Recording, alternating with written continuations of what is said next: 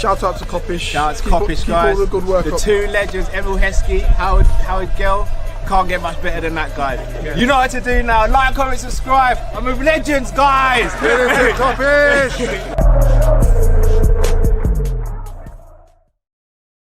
Morning, lovely people. Hope you're well and welcome back to another morning meetup show. My name is Callum, representing Team Kop-Ish. It's Monday. It's a new start to the week, and that means there's new content for you all. If you haven't already, when we get behind the mic, you know what to do. Smash the like.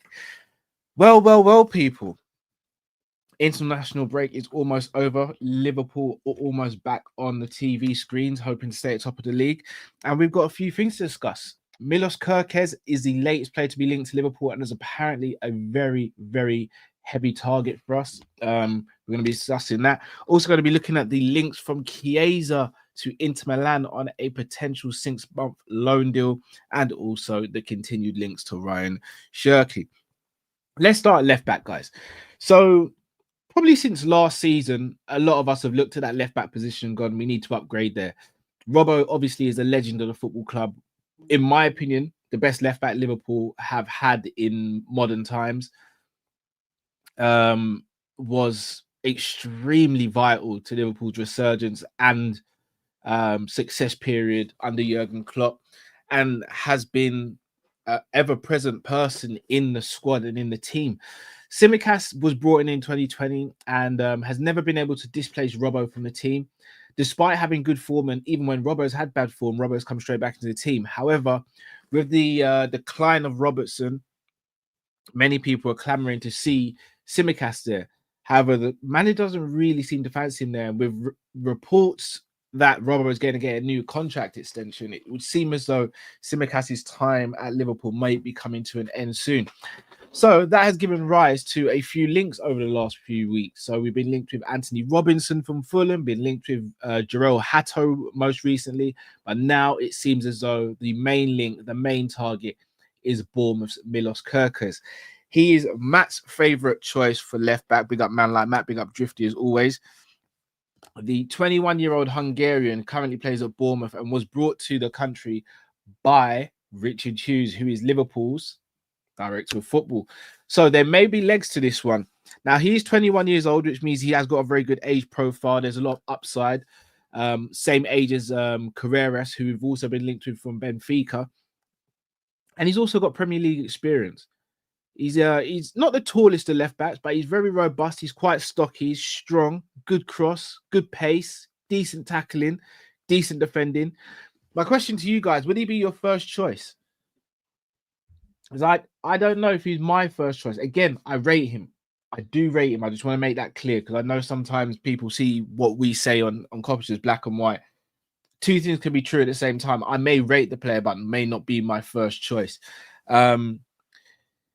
The fact that Richard Hughes brought him to Bournemouth would suggest that Richard Hughes is a big fan. He's probably spoken to the hierarchy at Liverpool and suggested Kerkez to Liverpool. I just don't know. I don't know if, I mean, him being 21, he hasn't got much experience in the way of Europe. I know he did come through the AC Milan under 19s and was also at AZ Alkmaar. So again, Arne Slot also might be familiar with his game as well. So it could be interesting to see what happens with this one. I mean, if Robbo stays, Robbo's going to be, 30? Kerkez will be 21. You've still got Beck and Chambers as well. And I know people are going to be like, oh, Callum, stop talking about the academy. I don't think we can, especially now when you're looking at Trent, Jones, Bradley. Like, these players are worth their weight in gold. And again, I'm not Arne Slot. No one is apart from Arne Slot. And obviously, he gets the pleasure of seeing the players up close and personal. But Beck's having a good season, and so is Chambers. I'd be a bit shocked if we just threw them to the side. Hence why I was thinking, do we go for like a 23 or maybe a 24-year-old left back? And between 24 and 26 years old, that just bridges the gap and helps the likes of Owen Beck. But again, if Kerkez is the one at age 21, why not go for him? Why not go for him? I'm just going to go through some of his stats. So last season, he played 28 games. He registered 1 assist, got 4 yellow cards and 1 red card. This season so far, he's played 11 matches. He's got 2 assists and 2 yellow cards. So he's already doubled his output in terms of assists. No goals in the league yet. again, when you look at those stats, they don't look too promising. However, that's probably because we're so used to the output of Trent and Robertson now. Their output, to be honest, is kind of diminished a little bit as well when you look at what they were producing previously. So I'll go from 18-19 for Robertson, 11 assists, 19-20, 12 assists, 20-21, 7 assists, 21-22, 10 assists, 22-23, 8 assists. Last season, 2 assists. And this season so far, no assists. So, and then you look at Trent. I'm going to just use Trent as a barometer because he's so creative. 18-19, 12 assists. 19-20, 13 assists. 20-21, 7 assists. 21-22, 12. 23-24, 9. Last season, 4. And this season so far, 1. So it would show that the creativity is not coming from our fullbacks as much as it was. And with all due respect to Robbo, if he's not creating like he was before, I don't know how much he's contributing from an attacking standpoint. Hence why we might be looking at Kerkez. But again, not my first choice. But I'd love to hear your guys' thoughts on Kerkez and whether you'd like him to come to Liverpool. Also, the other question I have for you guys, what sort of price point would you be looking at? He was signed for around 12, 13 million, if I'm not mistaken. That was a year ago. He's obviously highly thought of in Europe. International, fully fledged international. A regular for Bournemouth, a regular in the Premier League. It's me personally, I think you'd be having to look at upwards of 30 to 30. I'd say anything between 30 and 40 million. Now, for me, that's quite a lot of money. However, again, we've probably been spoiled because we were able to get Robertson for 8 million and we were able to get Tsimikas for like 12 million. However, if you look around historically in terms of how much left backs cost, if I'm not mistaken, Zinchenko didn't he cost like 30 million for Arsenal? Then you're looking at Chelsea. Chilwell cost 50 odd million. Cucurella cost 60 mil. Man City, Gvardiol, who plays left back for them, was like 90 mil. Before that, Benjamin Mendy was in the 50s. Then you look at Arsenal. Again, Calafiori was like 30 or something. I'm trying to think who else we got to look at.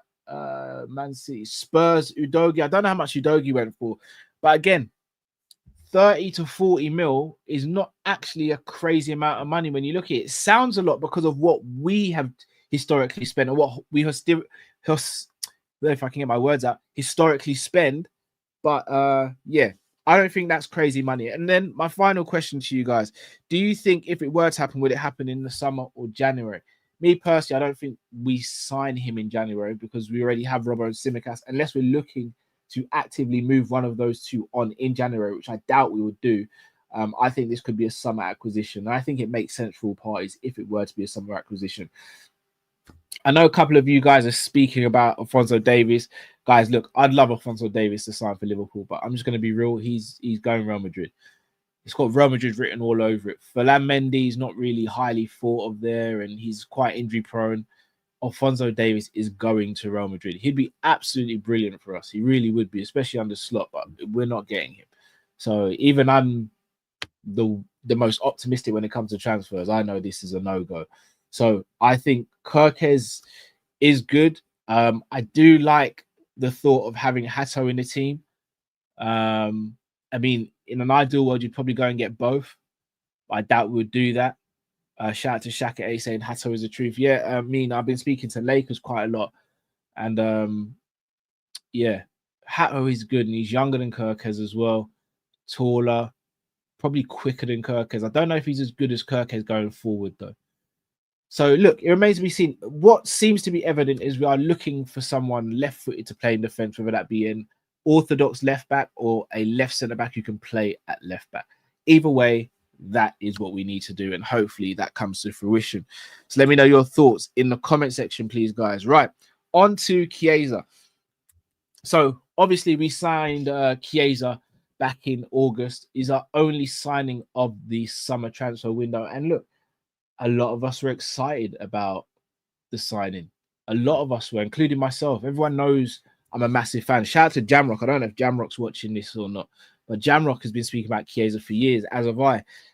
I just never spoke about it in the summer because I never saw a world where we would go in for him or it would happen. I think Chiesa's better on the left than he is on the right, but he's still very effective on the right. However, we barely got to see him. Now, apparently, he's not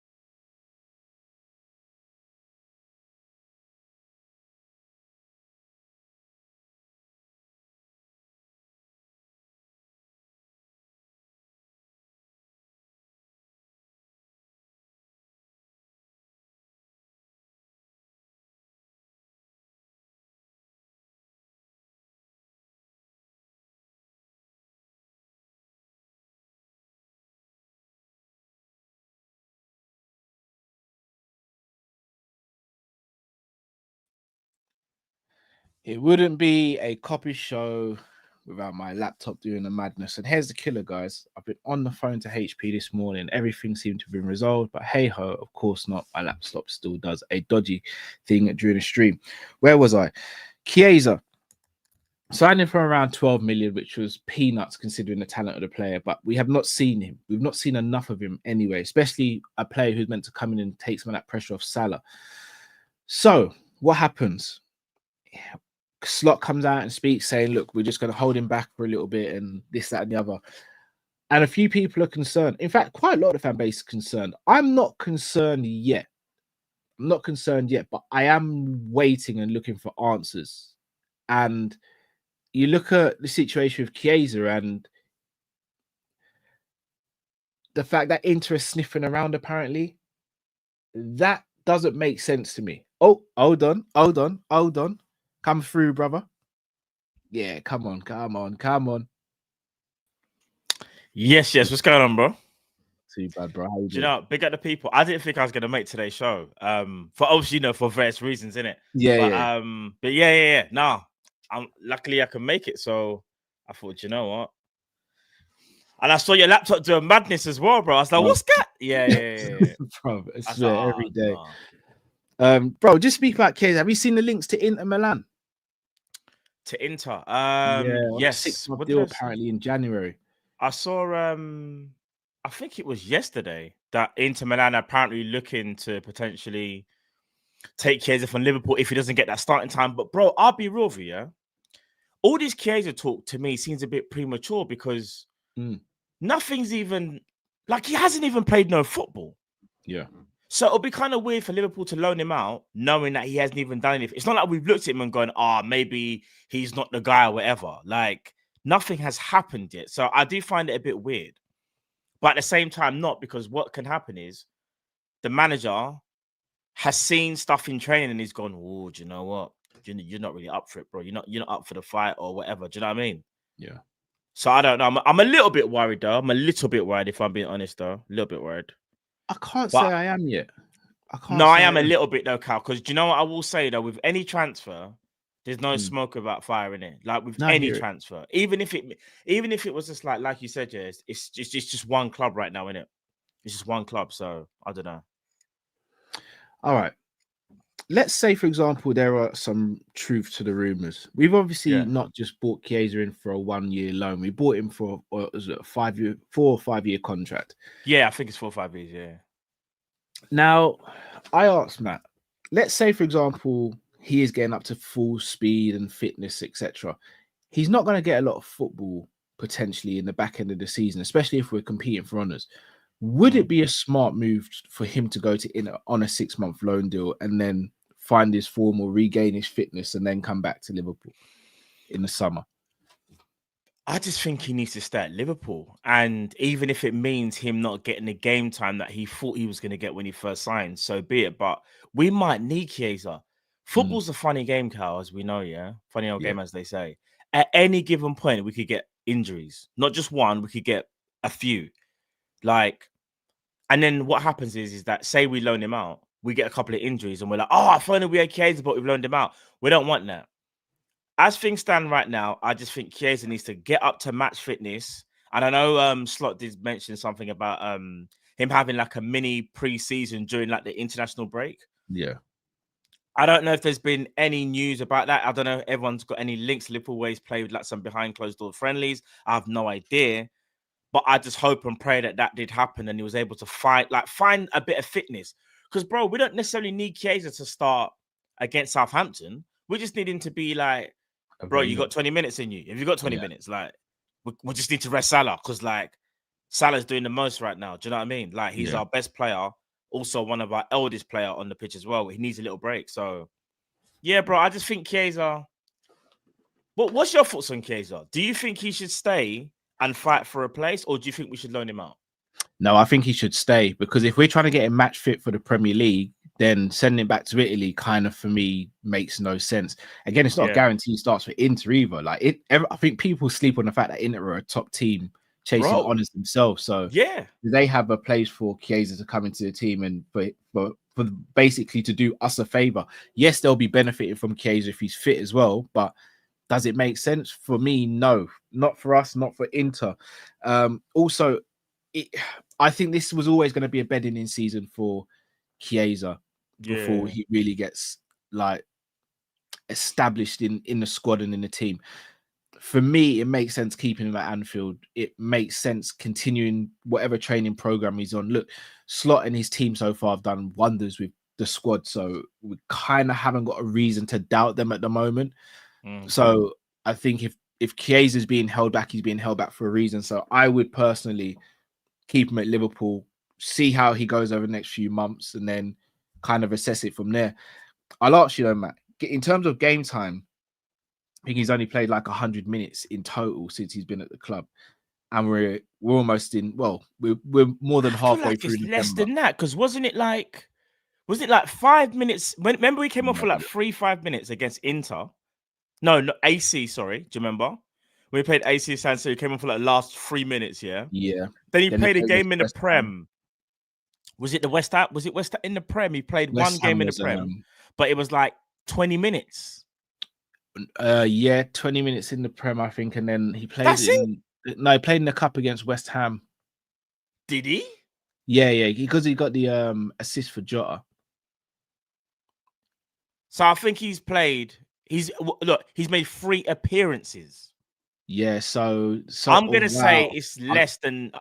All right, let me have a guess. Yeah, I'm gonna guess now. All right, the 3 minutes. That game was like 10, 20. I'm gonna say he's played 70 minutes of football. No, 65 minutes of football. 77 minutes. It looks like so. Premier League, brother. One Premier League game, 1 Champions League, and 1 League Cup.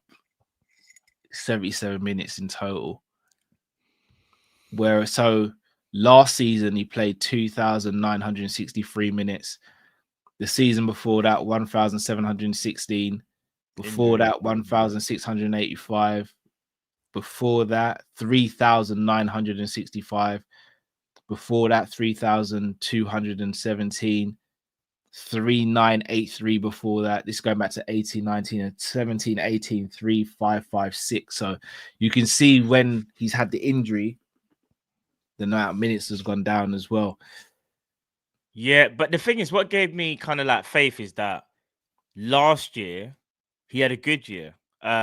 He played quite a few games last year. He didn't get many injuries last year. Last year he was actually okay, like you said. Last year he got 2,963, which was his best output since the 2021 season. This is 21-22, I think he got the injury. Yeah. And then returned in 22-23. And I reckon Liverpool looked at that and thought, he's over the injury. Here's the thing. This will be so Liverpool, though. We go and get a player. He's injury prone, but he's a opportunistic signing, which he is, because this is what Liverpool do. I was speaking about yesterday on Big Up the people that was on Big Up yesterday. And then we loan him out. So the one signing we make, we loan him out. That can't happen. He's got Chiesa. Like, Liverpool have to show us that you've actually given the guy a chance. Don't just loan him out. Like, show us that if there's something wrong, then you kind of show us, so to speak, because bro, he's the one signing that we made, for this season. I was optimistic that he would Yeah. actually do something. I knew he wasn't going to play every game. I did not think that for a second. I just thought he would have been a regular on the subs bench right now, and there might have been more games maybe even in the Champions League where, like against Leipzig, for example, we're starting Chiesa instead of Salah. I don't know, man, but it just makes you think, innit? Because I think you said it was speaking about the other day. Chiesa was an opportunistic signing, but so was Pedro Neto. Pedro Neto has had just as bad injuries as Chiesa, except for he just cost more. The difference was, though, Neto was acclimatized to the Premier League, whereas Chiesa wasn't. Chelsea went and made that gamble, and it looks like it's paid off for them because they don't even play him week in, week out. And only now Neto start to pick up a bit more minutes. But if they want to, they don't have to play Neto. Yeah. Where I don't know, it's just kind of frustrating. I'm not going to go Chiesa, it's just frustrating. Our policy. It should have really been another, I don't know, like maybe another forward and Chiesa. I don't know. I'm just thinking of it now, but I don't know. The thing is, if we'd signed 2 forwards, though, someone would have had to have left, and it didn't seem as though the club wanted to sell anyone. The thing, maybe, I don't know. I think it's a tough one. I don't know if I can necessarily blame the club here, because when you look at the amount of minutes he played last season, you'd be thinking, he should be all right when we get him. But again, he had no preseason. And if a player who's come off the back of a bad injury, even though it was a couple years ago, doesn't have has a bad preseason, you have to kind of be responsible with it. Because if you're not, then that player's going to get injuries throughout the season. I hear that. Big up, someone in the chat said, I don't understand why people are getting mad. It's not mad. I think it's more like me personally, it's frustration. Of course, because like, here's the thing: when we signed Chiesa, I can't sit here and say I was unhappy, bro. I was gassed. I was like, Chiesa, what? And even with the injuries, because I saw what he done last season, then you have to double back and make sure and be like, am I just gassing up the player? Let me go and check out some more highlights and see what he done last year. And he played well last year. Yeah, he did. He just didn't really fit the system, so to speak, because them playing like I think when they went to the wing back, he was playing at wing back at one point. Yeah. Like on the right hand side or the left. Then I think they moved him centrally to play up front as well. But yeah, I just think to myself, there's 2 ways of doing opportunistic signings. You got the Neto and the Chiesa. And I just thought to myself, this is hindsight, by the way, now looking at it. Yeah, we should have just done the Neto one. This ain't Chiesa's fault. It's just how it happens. But yeah, I don't know. I have faith in him, though. I fully hear it. Obviously, I spoke about this previously. I got to speak to you about it now, though. Kerkez been linked with him. What's your thoughts? All right, so I've been on record and saying this. I think the potential you proper perked up just then. I'm not gonna lie. No, the potential is mad. Kerkez. One thing I will say though, he wouldn't be my first choice though. As much as I think the potential's there, because let's say Liverpool sign him, does he automatically become the best left back in our team? See, my answer is I'm not sure. And if that means I'm not sure, that means I don't think he's there yet. But I do feel like it's one of the ones where you have to get him now, because if you don't get him now, someone will get him. It could be a Chelsea. It could even be a City for whatever reason. I don't know. But I think Kerkez has amazing potential. And I've always thought this. And he's only, 21 years old, I think. I think it will be a good signing, though. It'll be a good signing. It just wouldn't be the best signing for left back. Yeah. Like if I said to you right now, Theo Hernandez or Alphonso Davies. But that's Alphonso Davies. We ain't even touching. Theo Hernandez. I think it would be nice if the owners and the club would push the boat out to try and get someone like that. I'll say this, I don't want this to happen, but if Trent was to leave, I would want us to get the most offensive left back, and that would be for me. It'll be Theo Hernandez, and then you go and get. If we're looking at the most offensive, then it's obviously Alphonso Davies. But I think Theo Hernandez goes in that category as well, though. Yeah, true. Yeah. And then I'd go and get a right back that can just lock up the, you know what I mean? A defense, not a pretty defensive right back. Not saying he can't attack, but like, because Hernandez would be doing what Trent's doing, basically. All right, so you're almost thinking about the inverted system. No, not inverted. It would just be Faye Hernandez has that license to bomb forward, and then when he bombs forward, we kind of just slide to a back three. So you could even put Joe Gomez there, maybe for example, just to see All right. how it plans out for the year. So you got Joe Gomez and Conor Bradley just for the year, just to see how it plans out, just to see. Do you think playing, not necessarily playing an inverted system, but switching to an inverted system works with Virgil being the channel defender? Because effectively Virgil would be channel defender for the left-hand side. Ibu would come into the center. No, we don't want that. You know why you don't want that? Virgil's Right. getting a That's bit what I'm older. saying. I You don't don't want think him he can do running it on around doing it. Ibu can do that because Ibu is literally in his prime. Like he can run around all day and really not get tired. Virgil's a bit different. You want to use Virgil sparingly. So yeah, there might be an issue if we do that, to be fair. But I'm just thinking, I was just trying to make the team more balanced. If Trent does go, what do we do in that scenario? Do we go and get another right back and try to replicate what he does, which I don't think you can because there's no other right back that can do that? Or do you kind of like solidify the right back spot and then you maybe get slightly more offensive on the left back side? So I don't know. It's just an idea anyway. Yeah. It'd be very interesting. It'd be very interesting. If you haven't already, guys, smash that like button, subscribe if you're new to the channel as well. Moving on, bro. Ryan Cherki. Still being linked with him at the moment. You rate him highly. I know. Yeah, Cherki. No, Cherki technically is a joke.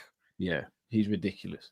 But it's always up here, though, isn't it? Yes. What's going on upstairs? Now you could argue someone like a Slot who could manage him could get the best out of him.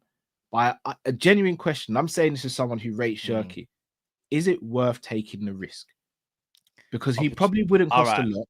But why go for someone who may not be the most disciplined or someone who may have attitude issues, which could come back to bite you in the arse? Is it really worth the risk? I've just been slating FSG talking about opportunistic signing, and here I'm about to say. This is why I couldn't be our sporting director because I get too emotional with certain things. Yeah, facts. I could never. I couldn't. My heart's too close to the club, so I'll just make mad decisions. Yeah. For example, I would buy Max Vifan after 3 games. Go, oh my god, look at the mistake I've made. Do you know what I mean? Yeah. Nah, bro, Cherki's one hell of a talent. Do I think Liverpool should go in for him? Yes, I think. If Liverpool believe that it's not a mentality issue, and it's just that he just needs to leave the club, then so be it. I'll tell you what can help. Ibu's French. Ibu might be able to help settle him in as well. Like you said, Slot's man management might be able to help. Another thing that would definitely help us to get him is that Lyon are in trouble of potentially getting relegated or demoted a bit like Bordeaux, which means I think there'll be a lot of clubs after him. So it just depends on how he feels about playing in the Prem, because we wouldn't be the only team, I think, that were going for him. I'll be real, Cal. Knowing how our owners operate, I would love for us to get Florian Wirtz or Musiala. But I know deep down that's probably not going to happen unless one of them throws in a transfer request and they literally say, I just want to play for Liverpool. That hasn't happened for about 15 years. We actually get really a player that goes, I'm going to leave and I want to only go to this club, and they make it public. It just doesn't happen anymore. So that probably wouldn't happen. Therefore, you're better off going for Cherki for the number 10 spot if you think you can't get Musiala or Florian Wirtz. That's me being realistic. It's an FSG signing, let's be real. All right. Let's say he does sign at the club. What does that mean for Elliot and Szoboszlai? It means for Szoboszlai, this actually might help him. Maybe we can find somewhere different in the team where he plays, because again, he played on the weekend against Netherlands. He wasn't crap, but he was just very average. But he played like in the front three, and he was arguably one of their most dangerous players. But maybe it just takes the pressure off him, innit? Like, and who's to say, Cal, we don't lose a winger in the summer? Because there's no guarantees about Salah, unfortunately. There's no even guarantees that Diaz might even stay past this year due to his contract situation. I think Diaz is probably the output that he's given definitely deserves a new deal. Are Liverpool stalling because they want to sort out everyone else? And Diaz might be like, well, I hear that, but I've been just as important nearly as Mo this year. So there's a lot of question marks that could free up Szoboszlai into a different role, maybe even playing a pivot like some people have suggested. So I don't know. But I just think if an opportunity arises of a player of that caliber, they don't come around very often. You do take a gamble. And that's why I do understand why Liverpool won't really care the thing. But what my whole argument was at the beginning of the show was you could still do the opportunistic thing, but it could have been a different player. And that's when I said Neto. So I don't know. But yeah, I would think we should be in for Cherki, bro. For a naturally gifted technician, my goodness, brother. Yeah. He's brilliant on the ball, and I think you're right. His versatility as well. He can play both wings. Yeah.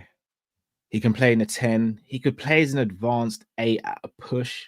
Like, yeah, I think he can. Yeah, he thrives in the 10. Plus, from a set piece standpoint as well, he could take set pieces with both feet, which is incredible. Like, you're looking at players like Cazorla and Lallana who could do things like that. It'd be very interesting to see what we do there. I'd be very intrigued. Look, if we signed Cherki, bro, I'd be overly gassed. I really would be. Like, you know, I can see, yeah. And I think it saves you potentially having to go into the market for 2 centre midfielders. I think you could potentially just go for one. And I think Szoboszlai is versatile enough and good enough, even though he's not showing it, to play in the pivot or play on the wing if needed. So he could be worth his weight in gold. Plus, he can help close out games. Look, I know Szoboszlai's not been doing what he should be doing. And I'll be real as well. If he still continues like this until the rest of the season, I would sell him in the summer. But if we were to sign Cherki in January, it does bolster up a lot. And if we can sign Cherki and another midfielder who's more defensive-minded, then we're laughing. Yeah, no, I agree with that. I think, yeah, like you said, I think if Szoboszlai, listen, you know how much of a fan. Look, people know how much we wanted Szoboszlai at Liverpool from even 2 years ago. Yeah, it just hasn't worked out, and it's one of them ones where I'm not gonna do what I did before and kind of just like defend players just because like as much as I wanted, you know, Naby Keita to succeed at Liverpool, I kind of knew 2 years prior before he left, like I kind of knew deep down the injuries, man, like it's just killing him. It's not the ability. It's never been about the ability for Naby Keita. It was just the injuries. Different story, but I kind of knew deep down he needed to go. With Szoboszlai again, like let's say like he doesn't improve and like, you know, things will stay the same. I will unfortunately be sitting there going, bro, I can't defend it anymore. Like, I wouldn't say we have to sell him, but it'll be a thing of if we sell him, unfortunately, it's one of them ones. I can't really defend it anymore. Do you know what I mean? Yeah. Because he's been given the opportunities. And it's the same thing with other players. I'll say the same thing again. I feel the same thing about Nunes. I think Nunes, in my opinion, is in his 3rd year. He's our highest ever like transfer. Yeah. And we're still doing this whole, we just got to give him time. Like, brother, like, come on, man. We haven't got that time. There's even more ruthless managers out there. If this is Pep Guardiola, Pep would have got rid of him after probably 1 year, you know? He would have been, I've seen enough. So this is why I say, like, as much as we want all of our players to succeed, I want Nunes to succeed. All of the players. But it's just that sometimes reality kicks in and you have to go, is it working? Is it enough for where we want to be? We are Liverpool Football Club. We want to be at the top of the table. We want the best of the best. And I know you can't always get that, but you want the closest thing to that. And that's where I will say, like, yeah, we just got to try not to be blindsided for our admiration for certain players. We just got to try and be as fair as possible. Do you know what I mean? Completely agree. Well, Matt, I'm going to wrap up there. I think you've closed off very nicely. Look, people, Kerkez, Chiesa, Ryan Cherki, we'd love to know your thoughts and opinions in the comments below. We are going to be back later for our Monday night live show, as always. We'll speak about these topics and whatever presents itself throughout the day as well. Matt, have you got anything coming up on your channel today? I might do, so stay tuned. I had something planned, but I'm just not too sure which video it will be just yet. But yeah, keep an eye out on the socials. But there's a very, very high possibility there'll be something released today. Cool. Straight after this, guys, if you stay here, you'll be redirected to Sanderson's show, where I'm going to be speaking about UFC 309 and a few other things as well. Congratulations to John Jones. I know you're happy about that, Matt. It's inevitable, though, isn't it? It's inevitable that it was. And what's so funny is, I think I spoke to you the same day, and I said to you, do you think Stipe's got a chance? And you said, no, Jones gonna whoop his ass, bro. That does you. And I was like, you don't think Stipe? You was like, brother, Jones is going to destroy him. Yeah. And lo and behold, listen, this is why you're the combat person for a reason. You literally said like Stipe, it's just not enough anymore. Like this was younger Stipe. Yeah, maybe you know what I mean. We have a conversation, but my goodness, bro, not this version. I'll tell you another thing as well before we go.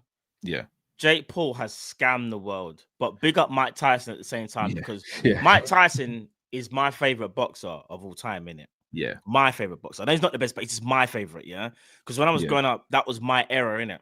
Yeah, brother. I'm glad Mike didn't get knocked out. I'm glad he got the bag just for himself and that he's healthy. And he even spoke about health problems. But I just think we've really got. I've got nothing against Jake Paul, if that makes sense. But he can't keep scamming people saying like, "This is gonna be the best fight ever," and then just like, bro, apparently he's making 40 mil, bro. Yeah, Jake made 40. Tyson, I think, made 20. Like what? I can't hate on Mike, but yeah, Jake did what he did, man. He knew what he did as well. Yeah, and even do you know what made it worse is when he goes, "I didn't want to knock him out," and that's bruv. You're basically saying, I fixed the fight in it. I just wanted to just be in the ring with Mike Tyson because he's an idol of mine. But I'm gonna make it turn into a grudge match, brother. Boy. If I was younger, Cal, I swear down. If I was younger and in shape, no, I'm being real though. If I was younger and in shape and I would train, Jake Paul is someone that I would actually call out, you know, and be like, you're gonna fight someone your own age. If I was his age, Jake would wash us, bro. I'm not gonna lie. I know he would. I'm saying if I was his age and in shape and training, I'd have to take a year though, like a year. No, you definitely need a year. Do you know what I mean? Because it's not even just about getting in shape. For me, it'll be about my boxing fundamentals. He'd wash us though, unfortunately. No, he would. I can't lie, he would. Guys, you heard it first. You better hope Drifty don't hear this, bro. He'll set up the fight, you know. Drifty's already probably sending the clip to Jake Paul's management as we speak. Yeah. But Matt, did you see that email? Yeah. Oh boy. Well, people, we are going to wrap up here. So yes, until you see us later, big up Matt for joining as well. Smash that like button, people. Subscribe if you're new to the channel. Till we see you next time. Stay safe, stay blessed. We're Kopish out, people. Take care. Love, people. Catch you later.